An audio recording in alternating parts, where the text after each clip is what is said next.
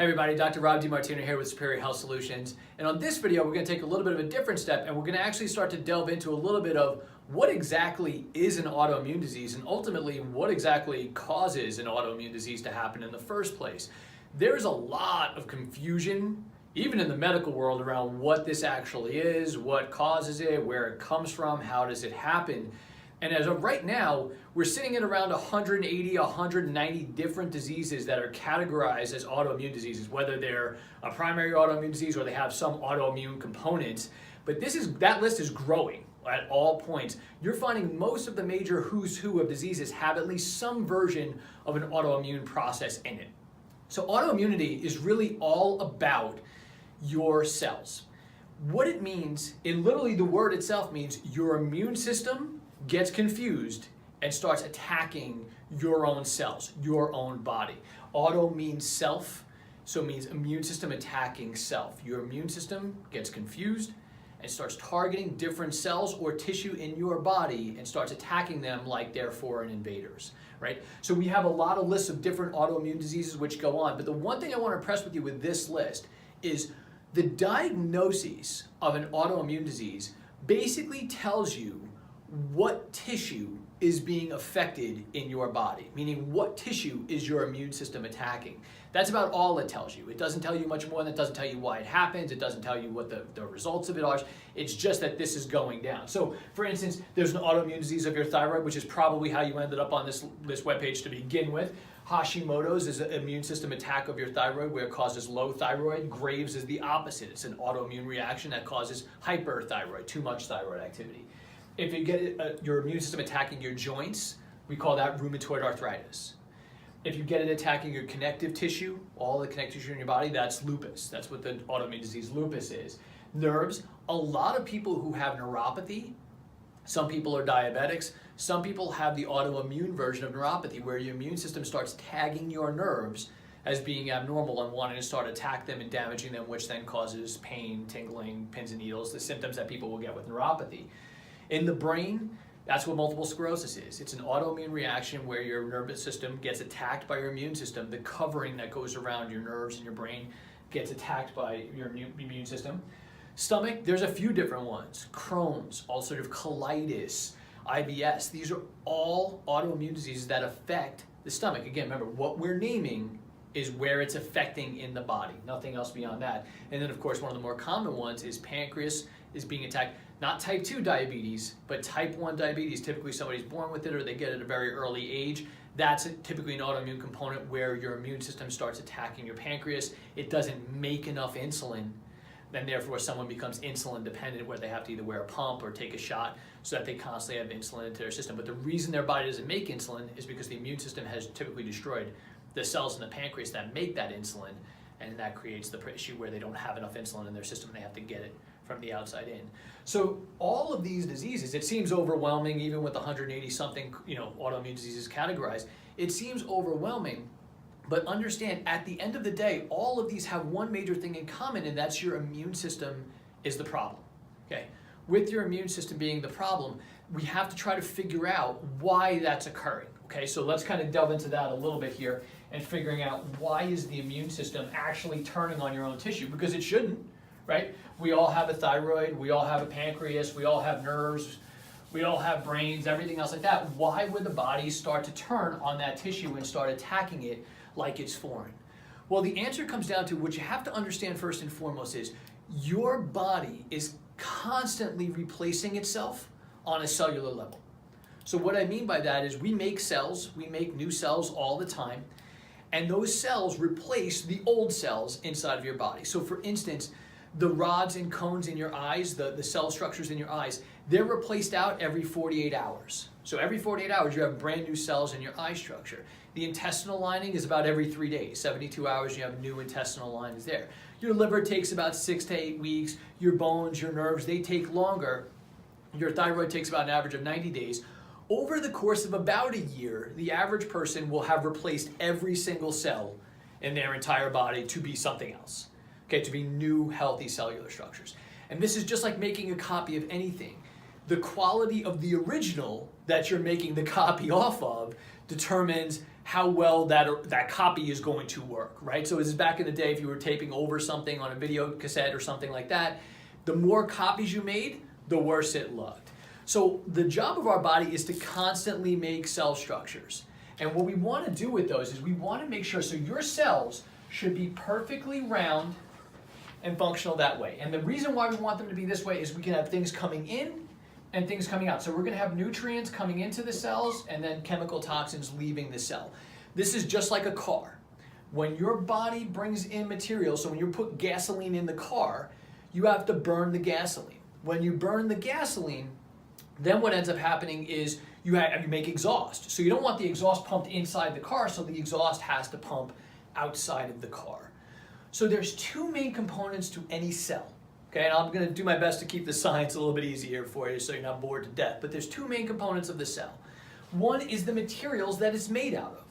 They're made out of things like fat, appropriate good healthy fats, cholesterol, and proteins. That makes up the wall, the membrane that goes around the outside of the cell structure. The other thing is that membrane around the outside has to be charged up with energy. Now again, this is no different than charging your cell phone, okay, plugging it in. Our cells have to carry an electrical charge in order for them to work. What will typically happen, and again, another video we'll talk about where does the energy come from and all those things, but for right now, the cell needs to be charged, okay? The cell will charge up. If the cell loses some of that charge, what will happen is it starts to distort the shape.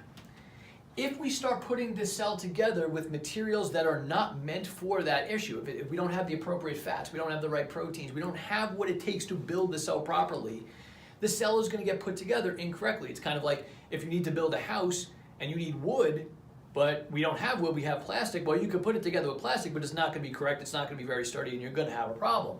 So what starts to happen is these cells start to get weirdly shaped. They'll start to flatten out. Sometimes they'll even look odd where they don't have the right order to them on a cellular structure. Now what happens is, with these cells, this is what's going to go out and be replaced into the other portions of the body. So now these cells want to then go near each other. So now once you start getting all of these abnormal cells that come together, and these cells start becoming, say in this case we'll use the example of the thyroid, well, once 10% of the cells in your thyroid are mutated, because that's what this is a mutation of cells. The cells have changed their structure. Well, okay, no big deal. Then 20% and then 30%. But by the time everyone hits, say, 51% of the cellular structure in the thyroid looks mutated and not like this, this is what the immune system recognizes. This is what the immune system has on file. Once all of those cellular structures start to look different, and enough of that happens, your immune system looks and says, I don't know what that is, but it's foreign, mutated cells that are not good for us. Kill it. Your body makes damaged cells all the time. It's not a problem. Your immune system recognizes it and then kills them out of there. But mutated cells, now that they're not being mistakenly put there, this is what your body is outputting because it doesn't have the energy to make them the right way, or it doesn't have the right materials to make them the right way, or both. What ends up happening is now this is what the building blocks of what we make our bodies with. And as they're replacing those organs, once enough of it gets replaced, then all of a sudden, now we've got a problem. So everyone always asks me, say, well, what happened when I turned 40? Or what was it about 2 years ago after I got sick that made this happen? It's really not that age, it's nothing, anything else like that. What it is you just hit that threshold point where enough of those cells showed up that your immune system says, I don't know what that is, but I don't like it. It's not supposed to be there. We shouldn't have mutated cells. It literally thinks that the half of your thyroid, that cells that look like this, it thinks it's a tumor. Because that's all a tumor is a bunch of mutated cells that are clustered together. So your immune system starts trying to kill it. So when I say there's a confusion around the immune system, it's not necessarily confused. It's looking at this, it thinks it's helping you. Because it thinks it's killing mutated cells, which is part of the immune system's job. And over the course of time, while it thinks it's helping, it actually creates damage to the tissues that we're seeing. Now the big thing you have to really understand with autoimmunity, and this is a really big fact here, is that for 50% of the people, by the time that we find out that they have one autoimmune problem, so say we find out that they have antibodies against their thyroid and the immune system is attacking their thyroid, for 50% of those people, their immune system is already attacking something else. Because remember, once your body starts making abnormal cellular structures, that's going to affect everywhere, not just the thyroid. It's going to affect the way your body is put together on a whole. So for 50% of the people, it's already attacking something else by the time that we find it attacking in the one place, which may be the thyroid. And in the medical world, Hashimoto's, low thyroid issues, it's going to make you feel really sick. You're not going to feel well. It's going to massively affect your quality of life. But the thought process is, well, you could live without your thyroid. So if your thyroid tissue takes enough damage, we can just take that out and give you the hormone from the outside. The problem with that is really twofold. Just because you take the thyroid out does not make the Hashimoto's go away. Because your immune system is reacting to the thyroid hormone. Whether you're taking it synthetically or you're taking a natural version of thyroid hormone, if your immune system has tagged those as a problem, it's going to still attack that even though the tissue's not there. So you don't get out of Hashimoto's just by cutting your thyroid out. Taking that tissue away doesn't change that. Secondarily, you lose the forest through the trees through some of this, because if you're going to be worried about the big thing here is your immune system.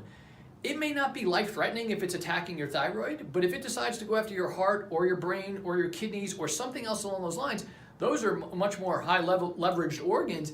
If that happens, now we've got a bigger problem, but it's all wrapped around the same idea of immune system. It will be the challenge that somebody will ultimately face, is this autoimmunity. Maybe not attacking the thyroid, but their ultimate health challenge that they will face in this lifetime will be that autoimmune component. So now, once you hear a lot of things about, well, autoimmune diseases are caused by toxins and they're caused by infections. And they're not caused by that, but they play a role. Because in this idea, where we have all of these cells now that are mutated, these places become, when they try to make energy, they may output a little bit of it, but all of those chemical toxins get stored inside. This kind of mutation cell tissue, this is where infections will live in this. So when that actually ends up happening, you see that as a component which will damage additional cells around the area, but that does not cause it to begin with. The cause of it to begin with is that the body starts producing mutated abnormal cells to replace the healthy cells that are in your system. And the longer that goes, the more your body gets replaced, the more your immune system attacks. So it seems obvious now, hopefully by the end of this, the conversation goes around to save the good cells that you can, get rid of as many of the mutated cells, ones as you can possibly get rid of, but ultimately the most important thing to do is get your body producing the right, healthy, normal cells with the right materials and the right amount of electrical charge and energy. Because if you do that, once you get enough of those cells to replace those mutated cells that are in your thyroid, all of a sudden your immune system looks and says, hey, that's us. Let it be, leave it alone, there's no more reason to attack, and then magically those antibodies start going away. You'll feel better, but the immune system reaction will stop. But it won't just stop at your thyroid, it'll also stop at any other parts of your body it's working on. So in the upcoming videos here, that's enough for this one. I think it's enough science for one time through. But in the upcoming videos, we're going to talk about where that electrical charge comes from and how you can actually get that reinstated inside of your body. We'll check you out on the next video.